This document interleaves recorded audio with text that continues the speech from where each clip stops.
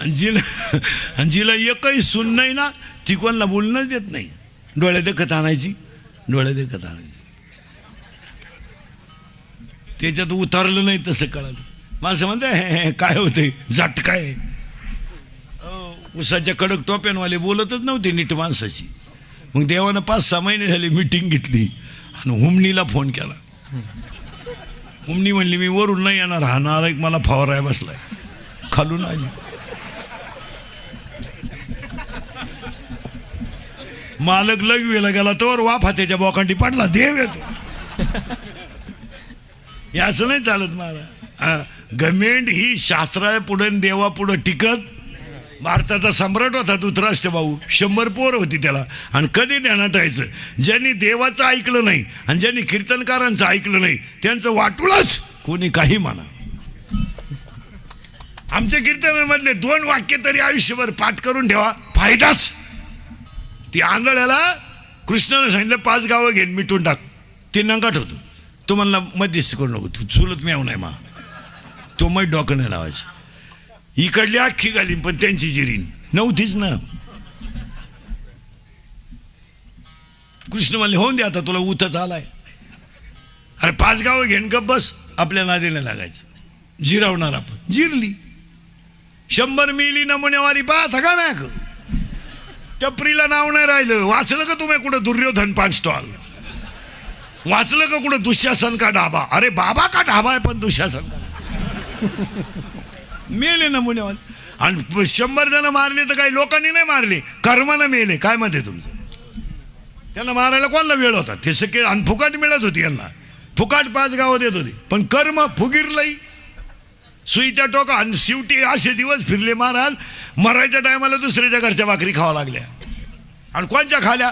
ज्यांची दुश्मनी त्यांच्या घरी जेवायला हा गडी. आणि त्यांच्यात एक गडी नांगट होता भीम.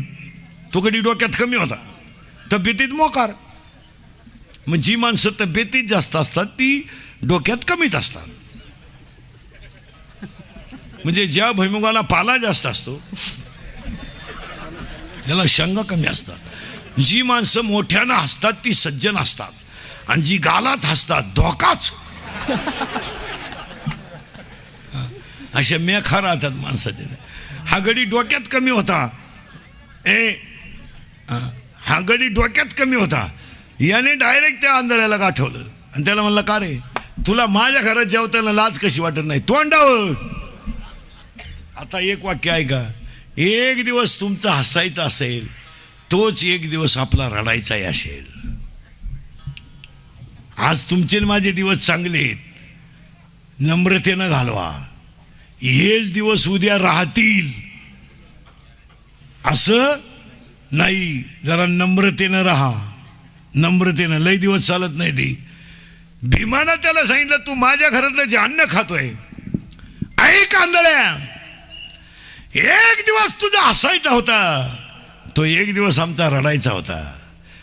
अरे 100 जणांनी तुम्ही आमची बायको वडीत आणली तेव्हा तुम्ही हसत होते रे. मी खाली मान घालून पाहत होतो. विषाचे लाडू तुम्ही आम्हाला चारले, लाक्षागृहात तुम्हाला आम्हाला जाळलं. ते दिवस तुमचे हसायचे होते. पण तू आज माझ्या घरातलं अन्न खातोय. आज दिवस माझे हसायचे, तुझे रडायचे. जेव आंधळ्या जेव. पण एक ऐक, माझ्या घरातल्या अन्नाचा कण सुद्धा तुला कधी लकलाभ होणार नाही. का.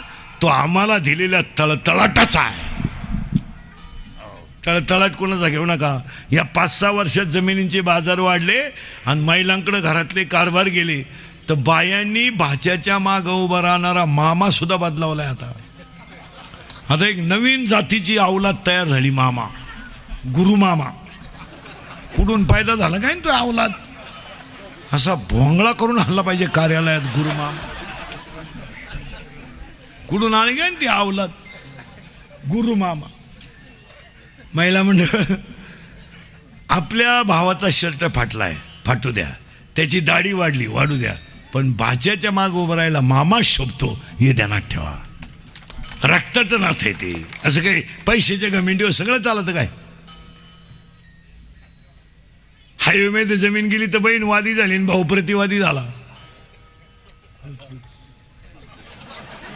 भाऊवादी न बहीण प्रतिवादी ओवळी ते भाऊराया कोणाला दाखिता अय निवांत विचार करा.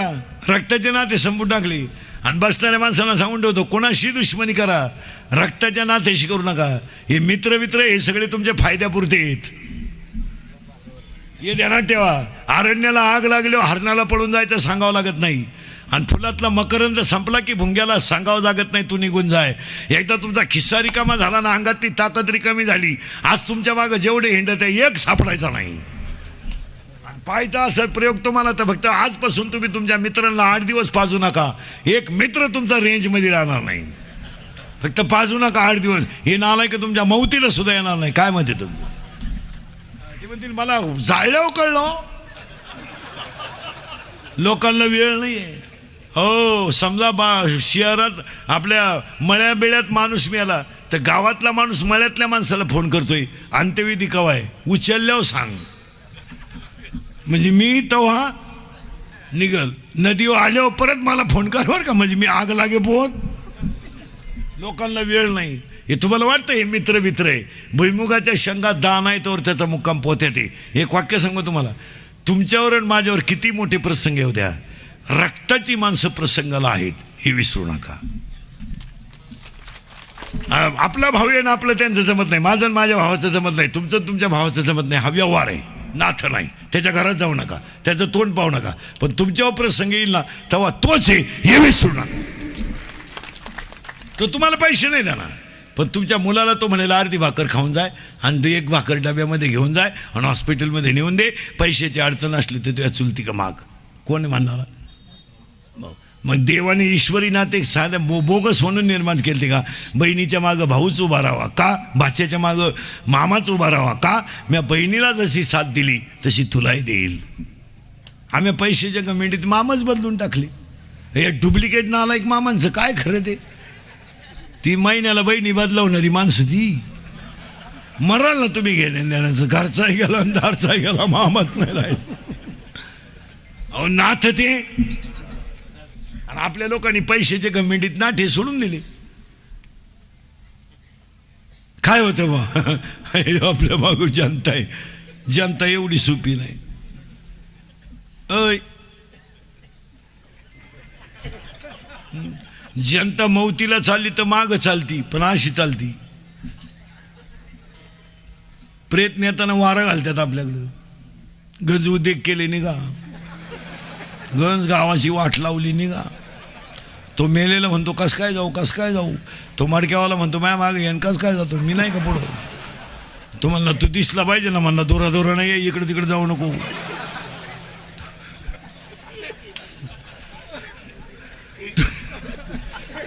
तो म्हणला भूक लागली, मग म्हणला भात बांधून आणला. भूक लागली मग म्हणजे काय, भावळाटपणा करू नका. आम्ही थांबल तिथं भात खाईन, तसाच पुढं जाय. मग तिथं दगड ठेवत्यात खून म्हणून, याच्या इकडं त्यानं यायचं नाही. काय लोकांना घेणं नाही. तुम्ही मी भ्रमाते महाराज, आणि आपण सगळे कसे ते भ्रमात.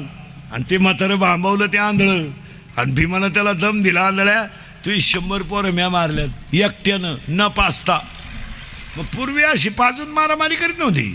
हे आता आलं एवढ्यात लाव त्याला घोडा आणि घे बरगाड्या मोडून.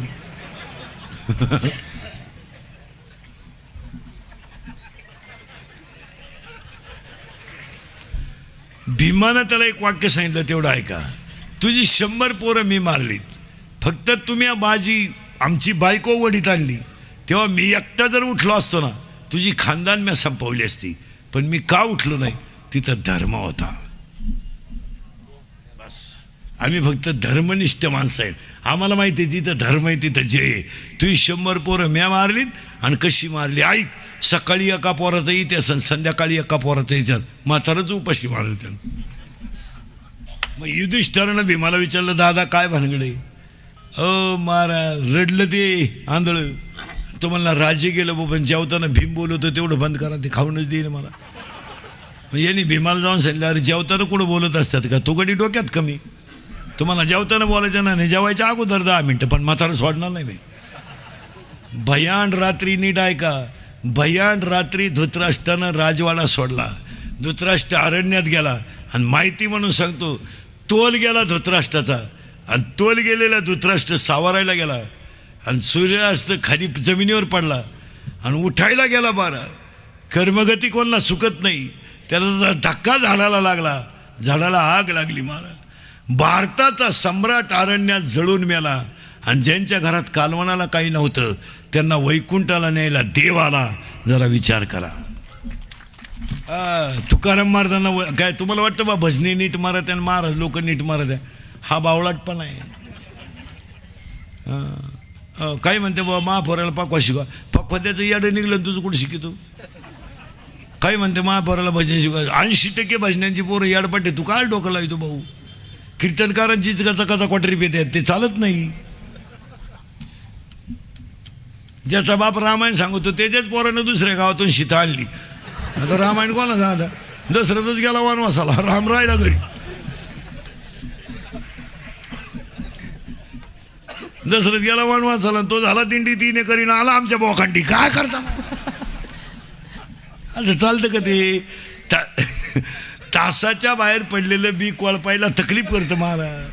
असं कोणी उठावून माया पोराला पकवा शिकवून मांडलं तसं नाही चालत ते. माना नाही तर नका मानू, पण झटका बसतोच. काय माझं म्हणते बा माया पोराला ते नादीच लागू नका तुम्ही. आमच्याकडे काही नाही राहिलं. आमच्या लई टोळ्या झाल्या. हा बाबा असल्यावर तो बाबा येत नाही, तो बाबा असल्यावर हा येत नाही. दोघं येऊ नका तिकडे शेळ्यावाळा, पण लोकांना का तकलीफ. आता महाराज मंडळी आमची लई ताईट झाली. मोठी नोट ठुली तरच पाया पडून देते, नाही तर पाया पडून देत नाही. ती इंदुरीकडचं कीर्तन होतं शिर्डीत. एक साधा धोत्रावाला माणूस आला, साधा, पण त्याची निष्ठा होती. त्याच्या हातात 20 रुपयाची नोट होती. 20. त्याला वाटलं इंदुरीकडच्या पायावर ठेवा आशीर्वाद. आता मिळत तर नाहीच आशीर्वाद, पण मिळाला तर 20 मध्ये कुठं आशीर्वाद मिळतो. पण त्याला वाटलं बुंगली तर बुंगली, पण इंदुरीकडच्या शिष्यालाही नालायक. त्याला म्हणले साहेब जवळ यायचं नाही. तो नाही तर राहिलं. माझे कुठं वाया चालली. पण त्याची निष्ठा होती का नाही. तो गेला. आणि एक नंबर 2 करणार आलं. 5-6 धाबे, 2-4 बार, पुढं धाबा, मागं बारबाला, असा टाईट आला. पण त्यानं 2ची काढली लांब. लोट लालच लांब. इंदुरीकडच्या शिष्याने पाहिजे. या या या या पहिला आमच्या बोकांडी बसा, मग त्यांच्या बोकांडी बस. या या या या सारखा सारखा या या या. ते आलं आणि त्यानं ती नोट ठुली इंदुरीकरच्या पायावर. इंदुरीकर भांबावलं. लांब नोट दिसली. इंदुरीकर त्यालाच म्हणला पुत्रवती भाऊ. तो म्हणला बावळा टे का मी गडी आहे. तो म्हणला मरदे का अजून एक नोट ठुई गड्यालाही पार होईल. काय सांग. अर्थ लोपले पुराणी आणि नाश केला शब्दज्ञानी. फक्त खरेची आई मेली. हे इंदुरीकरचं हे इंदुरीकरचं कीर्तन. अरे हे इंदुरीकरचं कीर्तन आहे महाराज. हे इंदुरीकरचं कीर्तन आहे. हे अंतिम सत्य आहे. हे ध्यानात ठेवा. थोडं कानाला वाईट आहे पण सत्य. माझं कीर्तन महाराज म्हणून कधी ऐकत जाऊ नका. महाराज उलथू द्या, मरू द्या तिकडे. महाराज कीर्तन संपल्यावर का मरण गंज बुवा आहेत. दगड उचाकला का बुवा आहे. दगड निघाला बुवा आला लागल तेवढी बुवा आहे. पण एक ध्यानात ठेवा, इंदुरीकरचं कीर्तन 2च लोकांच्या बाबतीत आहे. नीट ऐका. एक, म्हाताऱ्या माणसाने तुमचा मुलगा म्हणून ऐका, आणि बरोबरीच्या लोकांनी तुमचा मित्र म्हणून ऐका. ते कालही खरंय, आजही खरंय, उद्याही खरंय. थोडं कानाला वाईट आहे. आणि मी तुम्हाला उपदेश करणे इतका मोठा नाही, किंवा तुम्हाला सल्ला देणे इतका मोठा नाही, पण तुमच्यातला म्हणून 4 गोष्टी सांगण्याचा आम्हाला अधिकार नक्की आहे. यावर तुमचं मत काय? उपदेश करणे इतके मोठे ना. आम्ही काय उपदेश करतोय तुम्हाला? आम्हीच गुतलोय तुमच्यासारखे बायका पोरात. आम्ही काय तुम्हाला उपदेश करू शकत नाही. आपण काय साधू संतांनी इतके त्यागी? आपण तुम्ही उपदेश करू शकत नाही. तुकाराम महाराजांनी 400 एकर जमीन दान केली. आपण येडे का?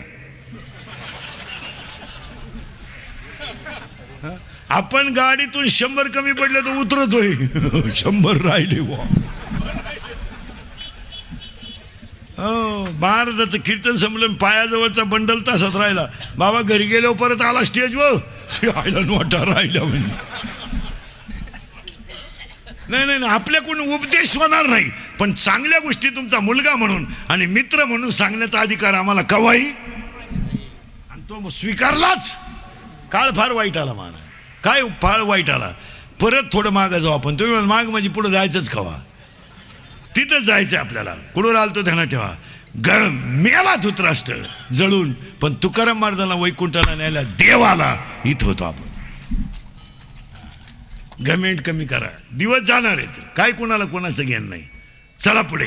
आता इथवर आलो आपण.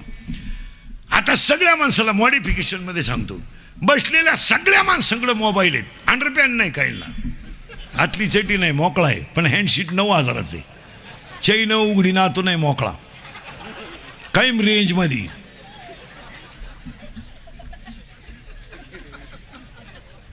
पण एक ध्यानात ठेवा, आपल्या प्रश्नाची उत्तर तुम्हाला मोबाईल फिट करून सांगतो. आता मोबाईलच सांगतो 5 मिनिटात.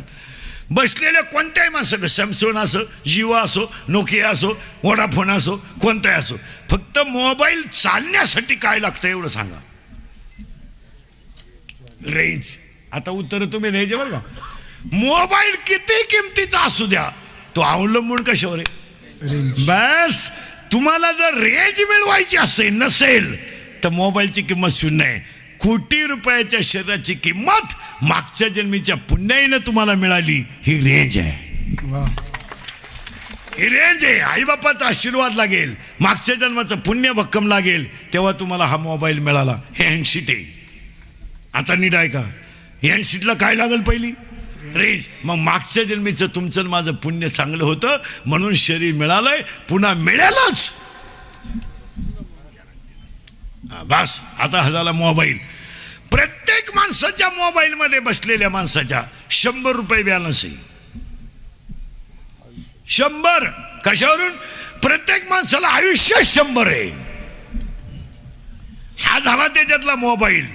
त्याच्यातले 50 झोपेत गेलेत. आता किती राहिले. मोबाईल बॅलन्स शीट करून देतो तुम्हाला. मग तुमचे माझे 50 गेले ना झोपेत, मग आपले 25-50 रुपये बोगसच गेलेत.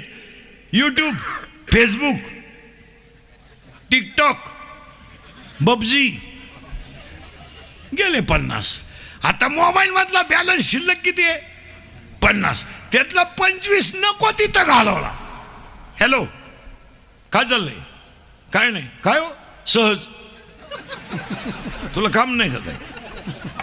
तू उलथू द्या ना, मरू द्या इकडे. तुला काय आठवण आली, मग मरायचं. आठवण आली तर सहज गेले का नाही पैसे बोगस. हॅलो जेवला का.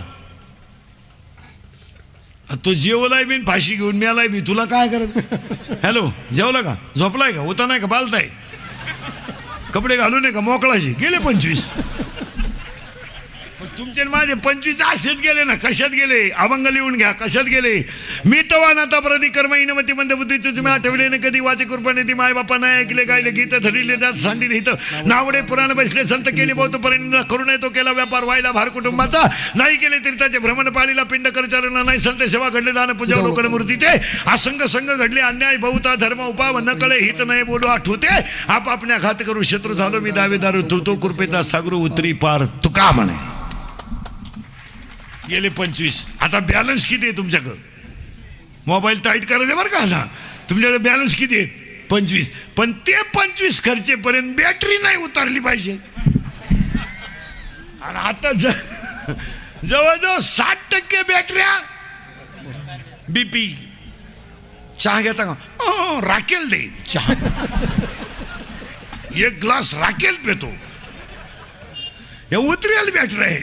बीपी, शुगर, निद्रानाश यानं दिसत नाही, यानं ऐकू येत नाही. आता बॅलन्स किती आहे 25. पण बॅटरी तर उतरली. मग बॅटरी चार्जिंग करायची असेल तर काय काय लागेल बोला.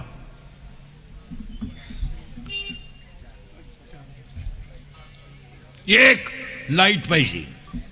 2 पिन पाहिजे. चार्जर. त्या चार्जरला पिन पाहिजे. मग ऐका उत्तर. आता उत्तर ऐका. बॅलन्स 25. तुम्हाला अनेक जन्माची पुण्याईची लाइटिंग तुमच्या जीवनात पाहिजे. 2 संतांच्या कृपेचं चार्जर पाहिजे, चांगलं वागण्याची पिन खोसली पाहिजे आणि भजनाचं बटन दाबलं पाहिजे, तेव्हा हा मोबाईल चार्जर. बटन बिटन खुसून ठेवलं, पिन बिन खुसून ठेवलं, बटनच नाही दाबलं, का हो चार्जिंग होईना नाही राहील, मरशील ना तसं. भजन केलंच पाहिजे. मग काही अशीच आहेत, एक लग्वीला गेलं मोबाईल आला, मग चैन तर खोलावं का नाही.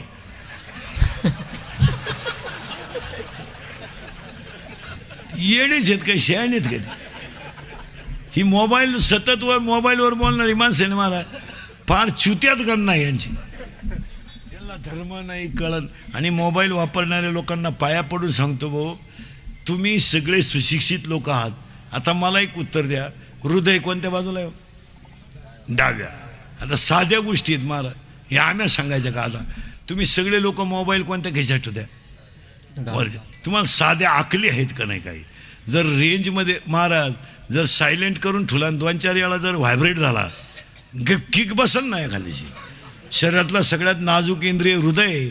आता हे नुसते बॉक्स आहे ना, बॉक्स हे नुसतं जोरात चाल म्हणून इको जर लावलं ना, इको लावून जर 2-3 चाली म्हणलं ना, आमची हे गेलेत पार. माझं तर कामच देत नाही. 2-4 वेळा हात दाबून धरावं लागत, तेव्हा ती सुताव चालत. नाही एखाद दिवशी हे बंद पडायचं असे, जय विठ्ठल राहिलं त्याला गेलं पाहिजे. दणका बसतो याचा मारा. मी मोबाईल वापरणारी वरच्या खिशात मोबाईल ठेवू नये. मोबाईलचा वापर उजव्या कानाचा बोलताना कमी करावा. उजव्या कानाचा वापर करू नये जास्त, इकडं बोलावं. मोबाईल पॅन्टच्या खालच्या खिशात कधी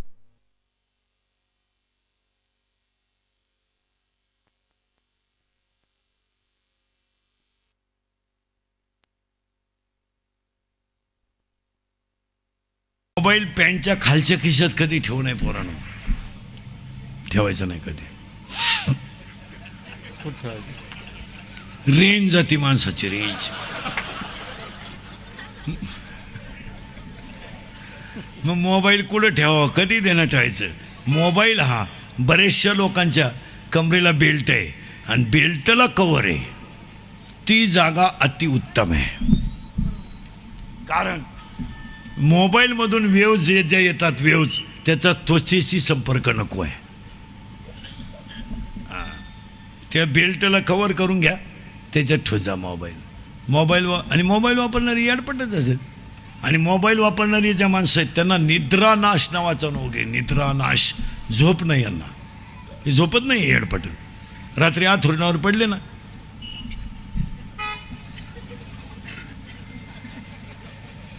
आणि मग त्या अर्धले चित्र, उघडे वाक्य तेच डोक्यात घेऊन झोपत होती. त्याला झोप पुरी नाही येत. निम्म्या रात्री एकानं गोदडी फाडली, गोदडीच फाडली, टरटरा गोदडी फाडली. त्याचा बापा नाही, यानं परदेशी खाट मोडली ना आज गोदडी फाडली, म्हणजे याला झालं का? त्याची आई म्हणली सावध व्हा, नाही तर उद्या तुम्हाला फाडीला. पण मोबाईल चार्जिंग कधी होईल? आलिंगने संताचिया, आलिंगने संताचिया,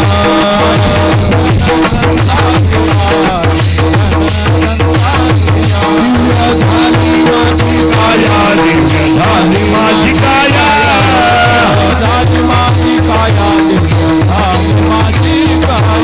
मस्तक हे पाया, मस्तक हे पाया,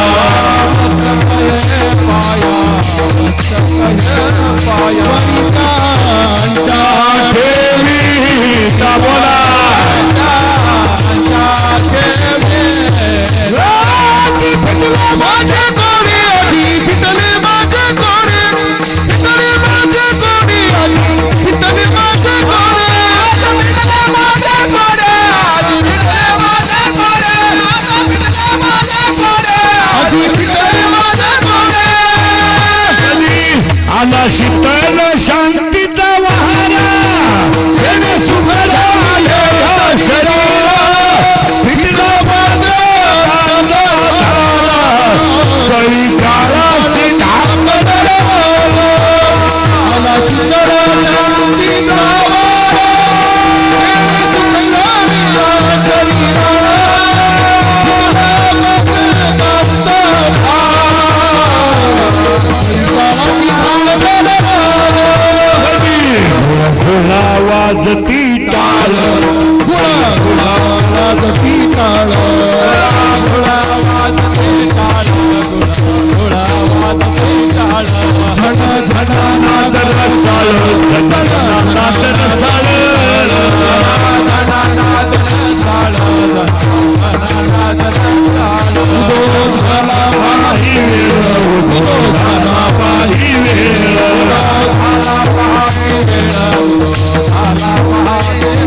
उठावा देवाला गोपाळला